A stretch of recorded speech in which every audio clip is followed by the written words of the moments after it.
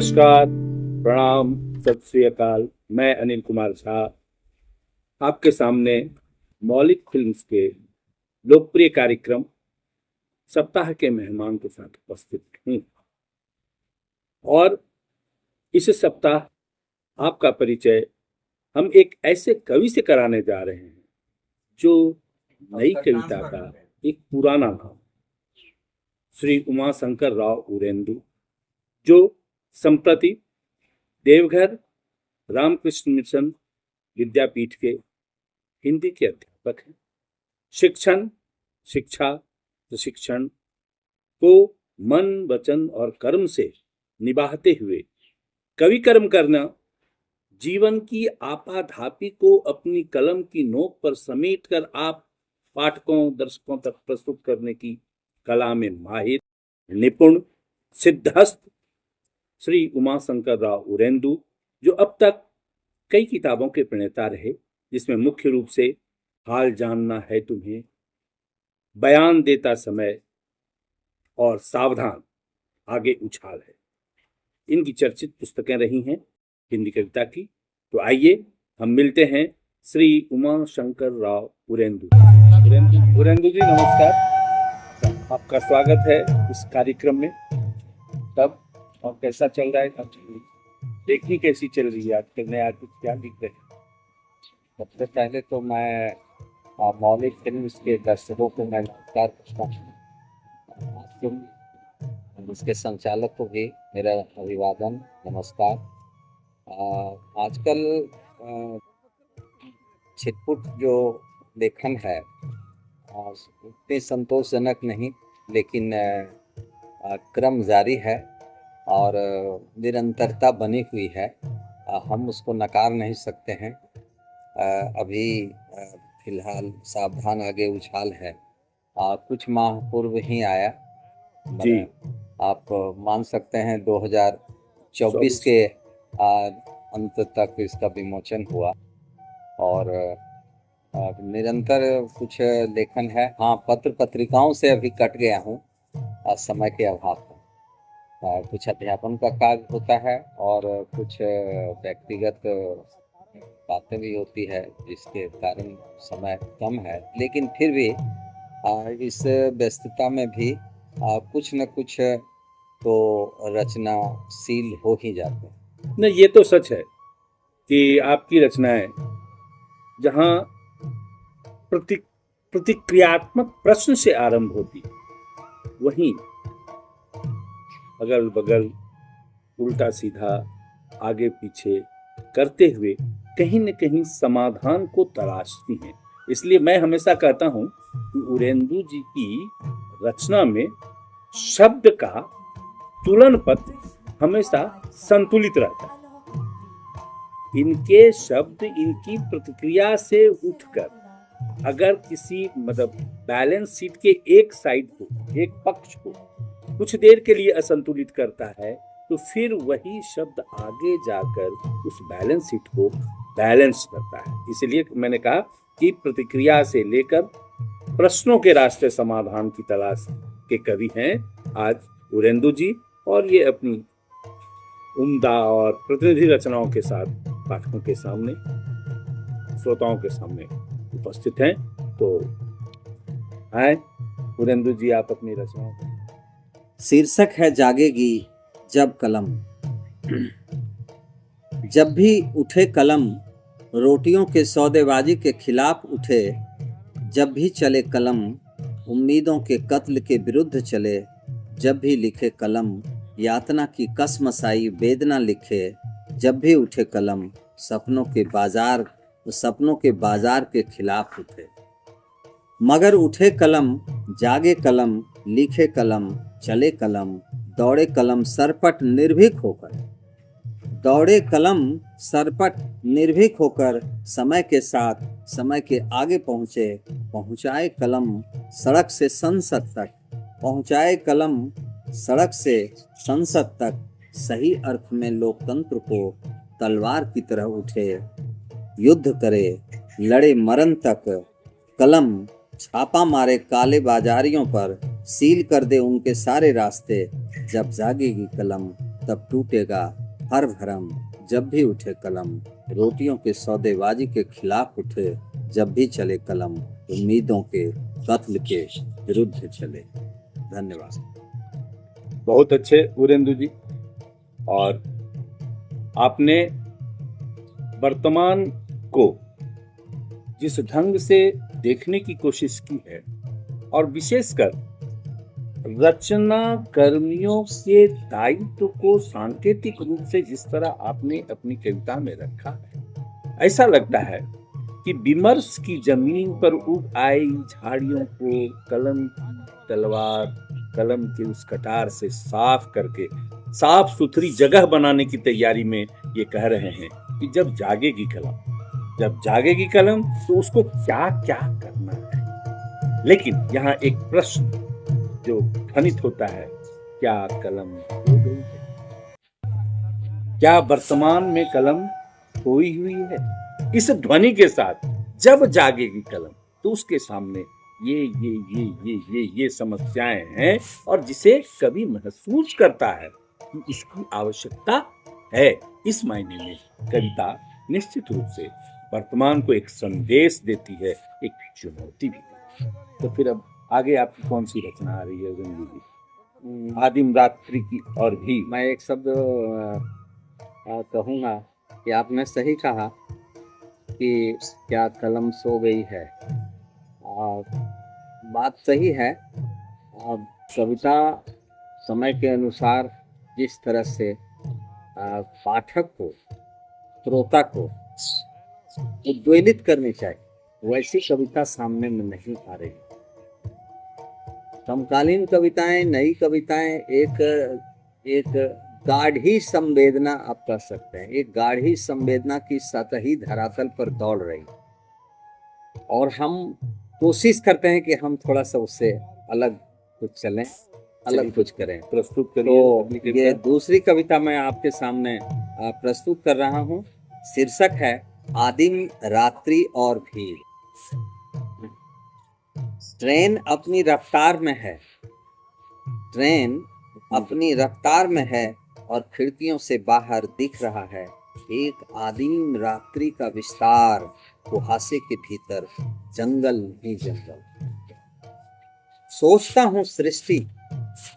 हूँ सृष्टि प्रारंभिक काल में कुछ ऐसे ही रही होगी, शांत, नीरव, प्रशांत, जैसे देख रहा हूँ दूर दूर तक अभी। सिमुल तल्ला स्टेशन पार कर चुका हूँ। दूर दिखने वाले पहाड़ कुहासे में गुम हैं। सुदूर बीच में एक आध बल्ब जलते मिलते हैं। तब आदिम रात्रि का सौंदर्य बोध मिट जाता है अचानक, जैसे मिटा रही है आधुनिकता अंतःकरण से मानवता। पटरी से कुछ हटकर मिलते हैं ग्रामीण देवालय, पटरी से कुछ हटकर मिलते हैं ग्रामीण देवालय। जगह जगह बिजली की रोशनी में जैसे आदिम रात्रि के विस्तार में अपनी उपस्थिति दर्ज करा रहे हों देवता। ट्रेन गुजर रही है अपनी रफ्तार में, ट्रेन गुजर रही है अपनी रफ्तार में, और एक पुल से टपकती ट्रेन की आवाज में रेलमपेल हो जाती है। आदिम रात्रि के सौंदर्य की कल्पना ढह जाता है स्वप्न संसार। तभी डिब्बे के अंदर से किसी ने जोर से पूछा, भाई साहब क्या जस्सी डी स्टेशन आ गया? और चौंक कर मैं तत्क्षण अनचाहे भीड़ का हिस्सा बन जाता हूँ, अनचाहे भीड़ का हिस्सा बन जाता हूँ। बहुत सुंदर पुरेंद्र जी। आदिम रात्रि की यह कल्पना, आदिम रात्रि के सौंदर्य बोध की बात, और फिर इसे किसी न किसी परिस्थिति से जोड़कर आपने जो अपनी रचना प्रस्तुत की, निश्चित रूप से आज के समय को, आज के परिदृश्य को उकेरने में सफल रही है आपकी रचना। और ऐसी ही रचनाओं के बाद यह मानना पड़ता है कि जीवन का यथार्थ जब चूल की तरह चुभता है यथार्थ का दंश जब कभी मन को आह करता है तो ऐसी रचनाएं उभर कर सामने आती हैं। पाठकों को, श्रोताओं को भी यह समझना होगा कि कवि को कितनी चुभन, कितनी पीड़ा, कितनी वेदना सहनी पड़ती है उस यथार्थ को समझने के लिए। वैसे आपके लिए, आपकी जानकारी के लिए, या कहिए जिसे मैं भूल गया था, ये आपके ये आज के कवि एक सशक्त संपादक भी रहे हैं और यह संपादकीय गुण ही है, इनकी भाषा में एक तल्खी भी रही। वह तल्ख सच का है, वह तल्ख विवेक का है और यही कारण है कि इनकी रचनाएं अपने समय को पूरी तरह से उधेड़ने की कोशिश करती है। इसलिए तब वीरेंद्र जी आप अपनी अगली रचना। मैं अगली रचना की ओर मैं बढ़ता हूँ और मेरी जो पुस्तक का नाम है सावधान आगे उछाल है, मैं उसी शीर्षक कविता को रखना चाह रहा हूँ। कविता इस प्रकार है। क्या बचेगी दुनिया बीच की यह धरती, क्या बचेगी यह दुनिया बीच की यह धरती, ऐसे वक्त में तुम क्या सोचती हो मैं नहीं जानता। ऐसे वक्त में तुम क्या सोचती हो मैं नहीं जानता कुछ। नासूर बढ़ रहे हैं धरती के ऊपर, घर घर के अंदर। वसुंधरा की छाती फपक फपक कर फट रही है और आदमी कहता है हम रचयिता हैं। और आदमी कहता है हम रचयिता हैं। खाक रचयिता हो तुम, आदमी को नहीं समझे कभी और ढोल बन गए। आदमी से आदमी का दूर होना है यह, आदमी से आदमी का दूर होना है यह, जो साबित करता है कि मेरी पालतू बिल्ली से भी कम समझ रखते हैं आदमी। जो साबित करता है कि मेरी पालतू बिल्ली से भी कम समझ रखते हैं आदमी। मैं जब घर लौटता हूँ तब मेरे कदमों से लिपट जाती है मेरी बिल्ली, सूंघती, चाटती और लौटती है खुश होकर, जैसे वह अपने जैसा मुझे बिल्ली नहीं आदमी समझकर करती है प्रेम। जैसे वह अपने जैसा मुझे बिल्ली नहीं आदमी समझकर करती है प्रेम। पंजा भी नहीं मारती है कभी तुम्हारी तरह, जैसे तुम करती हो लहू।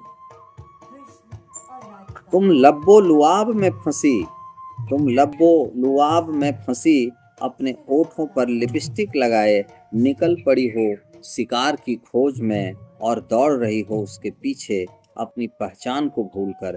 क्या बचेगी हमारे तुम्हारे बीच की यह धरती, क्या बचेगी हमारे तुम्हारे बीच की यह धरती। कोई 59 साल का बूढ़ा होता चेहरा बिस्पाई हवा से पूछता है, बेटी क्या तुम बता सकती हो मेरे घर का पता। मुस्कुराती हो तुम बिस्कन्या की तरह और कहती हो क्या करोगे गांव घर का पता जानकर।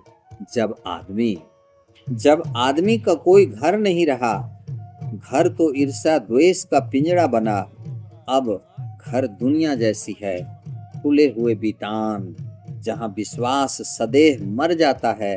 नकाब पहनता है घर, अपने मतलब का तंबू छाड़ता है जहाँ तहाँ। जरूरत पड़ने पर सड़क पर आकर घर जन्नत पा लेता है। यह जानकर 59 साल का आदमी, यह जानकर 59 साल का आदमी अपने अतीत में आत्ममुग्ध होकर खोजता है खुद को, याद करता है अपनी जमीन, अपना जमीन। फिर मैं सोचता हूँ बदलती दुनिया की तस्वीरों के बारे में। फिर मैं सोचता हूँ बदलती दुनिया की तस्वीरों के बारे में कि कितना कुछ बदल गया है, कि कितना कुछ बदल गया है। सोचने जीने का ढंग, लिखने पढ़ने का तजर्बा, चलने की तहजीब, बोलने का तरीका, मगर अंदर से सब कुछ खाली लगता है, मगर अंदर से सब कुछ खाली लगता है। फिर कैसे तुम अपने को रचयिता कहती हो। शब्दों से भी कितना छल करती हो, शब्दों से भी कितना छल करती हो। अलग अलग स्वाद पाता है कितना कितना घर षड्यंत्र के बीच, अलग अलग स्वाद पाता है कितना कितना घर षड्यंत्र के बीच। भिन्न भिन्न स्थितियों पर देवता दानव का खेल भी चलता है अंदर अंदर। दानव दानव में जा मिलता है खूब और देवता घर छोड़कर गुफाओं में कैद होकर रोता है। दानव नींद नहीं चाहता, अंधेरा मांगता है। दानव नींद नहीं चाहता, अंधेरा मांगता है। जागरण तो आदमी जैसा देवता करता है, बाकी का राग अपना, आलाप की कहानी अपनी। संशय में है जीवन, घर के ही अंदर कई कई सवाल छोड़ता। क्या बचेगी हमारे तुम्हारे बीच की यह धरती? अजीब खिस्सा है धरती की, अजीब खिस्सा है धरती की। हम तुम्हारे लिए, तुम हमारे लिए नहीं, बस खाने जीने के परस्पर में नकली आनंद का पिज्जा भर है। ऊपर से विचित्र खेल, रेलम पेल, कहीं भी आदमी से आत्मा का ना मेल। कहाँ जा रहा है आदमी, कहाँ जा रहा है आदमी? कुछ कह रहा है सूरज हमें, कुछ कविता भी कह रही है कि हम आदमी नहीं। कैसे बचेगी यह धरती और दुनिया, कैसे बचेगी यह धरती और दुनिया? चलते चलते सड़क पर दिखती है तब एक तख्ती जिस पर लिखा है, यहाँ हंसना मना है। सोचता हूँ जीवन के बारे में, क्या कोहरा अभी भी घना है? सोचता हूँ जीवन के बारे में, क्या कोहरा अभी भी घना है? धीरे धीरे आगे बढ़ता हूँ मैं, सड़क लंबी है, अंतहीन है राहें। अनंत कामनाओं की पोटली से भारी होते कंधे, लेकिन एक मोड़ मिलता है, मुड़ जाता हूँ स्वभावतः, जहाँ एक और साइन बोर्ड पर लिखा है, सावधान आगे उछाल है, सावधान। अंत में कुछ छंदात्मक कविता, ये मेरी जीवन की पहली कविता है और ये पहली प्रकाशित भी।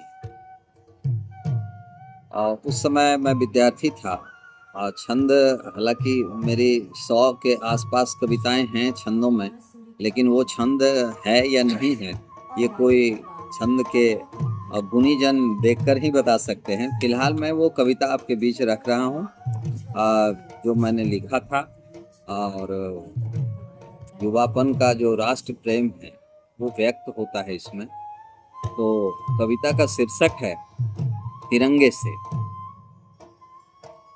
हे तिरंगे, हे तिरंगे, यह बता दे फूल और कितने खिलेंगे।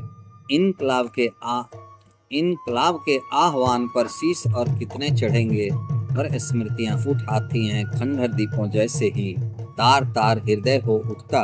हहर उठी कब्र खंडहर भी है, चतुर्दिक हाहाकार मचा। आंसू की नवल नभ धार यहाँ, मेरा उरिया प्रश्न पूछता। बोल तिरंगे क्या गुल खिलेंगे। हे तिरंगे यह बता दे अंतस में सूल कैसे उठे। भूधर अनर्थ गरल रस पीता, क्रमबद्ध प्रलय ताल देता। बलिदानों की मातृभूमि पर मुस्काता, शीश चढ़ाता। अब पंख में फंसा मानव क्या ऊपर उठ सकेंगे। दिक दिगंत से प्रश्न उठता, बोल तिरंगे क्या गुल खिलेंगे। हे तिरंगे यह बता दे अंतस में सूल कैसे उठेंगे। देख तिरंगे तुझे लहराते सपूतों का हो गया अंत। पद चिन्हों से धूल उड़ी तब हाहाकार हो उठा अंबर अनंत। पीड़ा से तब पूर हो मानवता हो रही अब हंत। कलम छंद से प्रश्न करता, बोल तिरंगे क्या गुल खिलेंगे। हे तिरंगे यह बता दे भाषा भेद कैसे। वाह, बहुत बहुत धन्यवाद उदयेंदु जी। आपकी रचनाएं निश्चित रूप से समय को जांचती परखती लिखी गई है, और इन रचनाओं में आपने अपने भाव को समाज के लिए और समाज और सामाजिकता से जोड़कर प्रस्तुत करने की कोशिश की है, जो आकर्षक है। ये निश्चित रूप से अनवरत सक्रिय रहे हैं, क्रियाशील हैं, रचनाएं आ रही हैं और इनकी रचनाएं आने वाली पीढ़ी को एक नया मार्ग, एक नई सोच, एक नई दृष्टि दे। इन्हीं शुभकामनाओं के साथ आज हम अपने आमंत्रित मेहमान कवि एवं आपसे विदा लेता हूँ।